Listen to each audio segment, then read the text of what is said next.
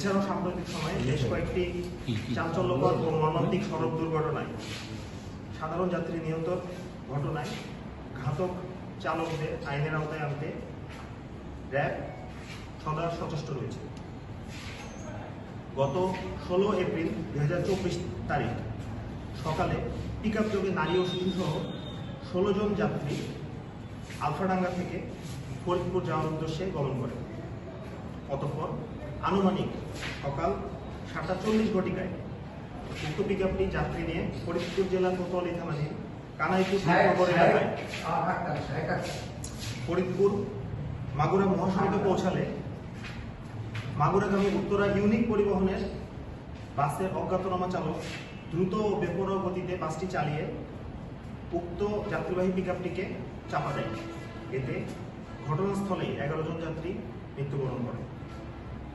অতঃপর আশেপাশের লোকজন আহত যাত্রীদের চিকিৎসার উদ্দেশ্যে ফরিদপুর শেখ মুজিব মেডিকেল কলেজ হাসপাতালে ভর্তি করে এবং সেখানে চিকিৎসাধীন অবস্থায় আরও 4 জন যাত্রী মৃত্যুবরণ করে। এছাড়া পিকআপে থাকা অন্যান্য আহত যাত্রীরা বর্তমানে চিকিৎসাধীন অবস্থায় রয়েছে। পরবর্তীতে পুলিশ ঘটনাস্থলে এসে গাড়ি দুটি জব্দ করত, তাদের হেফাজতে নেয় এবং মৃত সকল লাশের সুরতল প্রস্তুত করত। মানবিক কারণে লাশের ময়নাতদন্ত ব্যতীত লাশগুলো তাদের আত্মীয় স্বজনদের কাছে হস্তান্তর করে। এই ঘটনার পরপরই উত্তরা ইউনিক বাসের এই অজ্ঞাতনামা চালক, যার পরিচয় তৎক্ষণাৎ বের করা সম্ভব হয়নি, ইনি আত্মগোপনে চলে যান।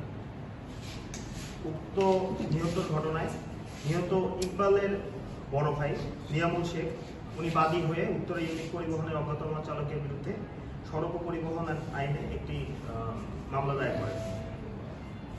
ইতিমধ্যে এই মর্মান্তিক দুর্ঘটনা সারা দেশব্যাপী ব্যাপক চাঞ্চল্যের সৃষ্টি করে। মর্মান্তিক এই দুর্ঘটনা সংঘটনকারী বাস চালকের পরিচয় শনাক্ত এবং উক্ত চালককে গ্রেপ্তারের জন্য র্যাব 10 CPC 3 ফরিদপুর ক্যাম্পের একটি আভিযানিক দল গোয়েন্দা কার্যক্রম শুরু করে। আমাদের ছায়া তদন্তের এক পর্যায়ে আমরা উত্তরা ইউনিক পরিবহনের এই বাসের অজ্ঞাতনামা চালকের পরিচয় শনাক্ত করতে সক্ষম হই। উক্ত ড্রাইভারের নাম মোহাম্মদ খোকর মিয়া, পিতা মোহাম্মদ দেলোয়ার হোসেন, শাক বাজে বামন্দা, থানা কোটচাঁদপুর, জেলা ঝিনাইদহ। এরই ধারাবাহিকতায় র্যাব 10 CPC 3 ফরিদপুরের উক্ত আভিযানিক দল গোয়েন্দা তথ্যের ভিত্তিতে এবং তথ্য প্রযুক্তির সহায়তায় গতকাল 16 এপ্রিল 2024 তারিখ দুপুর আনুমানিক 21 এপ্রিল 2024 তারিখ আনুমানিক দুপুর 12:30 ঘটিকায় ঝিনাইদহ জেলার কোটচাঁদপুর একটি বাজার এলাকা থেকে তাকে গ্রেপ্তার করে।